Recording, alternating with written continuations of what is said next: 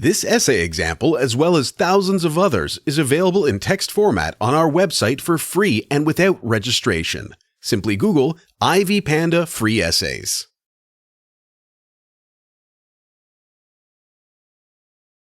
Introduction. 1984 is a novel written by George Orwell. The novel predicts a negative utopia of a totalitarian society, which makes use of terror and an authoritarian bureaucracy to exert power over its citizens. The novel has been widely used in academic institutions in an attempt to educate the youth on the dangers of totalitarian communism.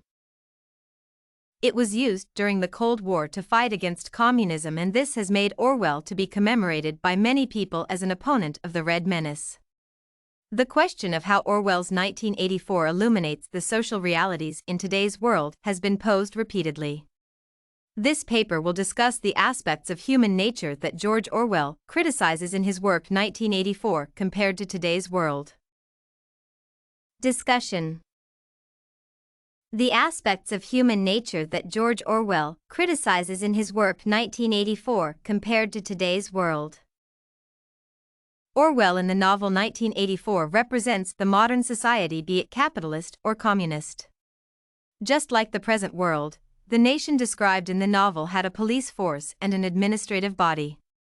According to the novel, when a leader gains absolute control over a nation, she becomes corrupted, and this is evident in today's world. Orwell in the novel 1984 criticizes Stalinism as a form of state communism where the government controls all aspects of its citizens' life. Orwell in the book criticizes Stalinism, with the political leader of his predicted society being represented by Stalin and the nation's enemy being represented by Trotsky. The world of 1984 is an example of today's world that is full of political tribunals, torture-extracted declarations of guilt, secret police force, and labor camps.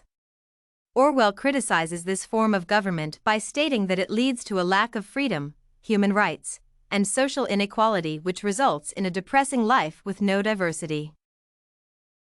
The community in 1984 is totalitarian, with a federal party state that controls all aspects of the people's life, from labor, to customs, to thought, to verbal communication, and finally sexuality. This is similar to today's world, whereby bureaucracy produces a tyrannical structure in which one group of persons, that is, the government, dominates the others. Another aspect of human nature that Orwell criticizes in 1984 is the fact that leaders have power over the media. The novel starts with evocations stating, "Big Brother is watching you," after which it puts the reader into a cruel environment where television sets are used as surveillance tools by broadcasting only government-related issues. Orwell criticizes this behavior by stating that televisions are central entertainment instruments at home and should not be used as instruments of government propaganda and social manipulation. The media in Orwell's 1984 is instrumental in advancing government propaganda and is thus an instrument of surveillance and fear. For instance, in Orwell's 1984, the government controls television sets by making sure that they have only one channel and cannot be switched off. Orwell states that the great majority of the people did not even have telescreens in their homes, and this underrates the ubiquity of television screens and their role in recreation and indoctrination in today's world. The role of the media in Orwell's 1984 is thus different from today's world, where the media functions in privatizing, serializing, and ensuring the safety of citizens in their homes. Television watching in today's world protects people from political issues while at the same time shaping their contemplations and behaviors. This in 1984, however, disturbs individuals and deprives them of their privacy. Lust for power is an aspect of human nature criticized by Orwell in his work 1984. This is seen in the sentence, "The party seeks power entirely for its own sake." We are not interested in the good of others, we are interested solely in power. Not wealth or luxury or long life or happiness, only power, pure power. We are different from all the oligarchies of the past in that we know what we are doing. We know that no one ever seizes power with the intention of relinquishing it. Orwell illustrates how the lust for power inspires party bureaucrats and how they make use of this power to put down anyone who goes up against their interests. At this point, the reader gets a powerful vision of disloyalty from a new class of people, which is similar to today's world. To communicate this notion to the people, Orwell uses several literary techniques showing state power and fear. Orwell's 1984 book is applied in today's world to refer to quasi-fascist and authoritarian regimes in the United States, Latin America, and Africa. The brutality of leaders in becoming the most authoritative and evil dictators weakens a nation. For instance, in Orwell's 1984, leaders use brute force in making their citizens follow them. According to them, power is not a means, it is an end. One does not establish a dictatorship in order to safeguard a revolution, one makes the revolution in order to establish the dictatorship. This is similar to what is happening in today's world, where citizens are afraid of speaking their minds and leaders end up becoming dictators.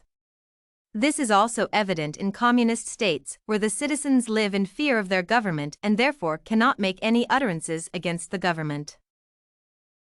Orwell in his work equates bureaucracy within totalitarian nations to political oppression and exploitation.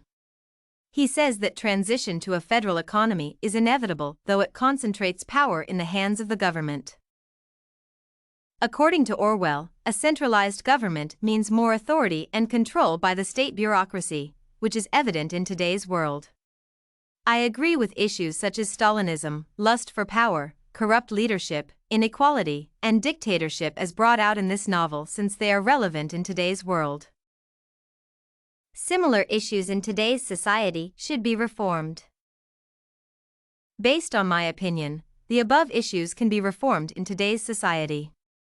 Stalinism, corrupt leadership, and lust for power can be reformed by electing sincere leaders. Support from the society is, however, very important in eliminating Stalinism and corrupt leadership, and a cross-party political consent should be encouraged. Dictatorship, on the other hand, can be reformed by transferring or sharing supremacy with others. The judiciary should check on the excesses of the ruling class to help solve inequality issues. Conclusion. Orwell in his book 1984 talks of totalitarianism and the evils associated with this type of rule. He is considered a critic of suppressive socio-economic structures by providing strong condemnations against this type of rule.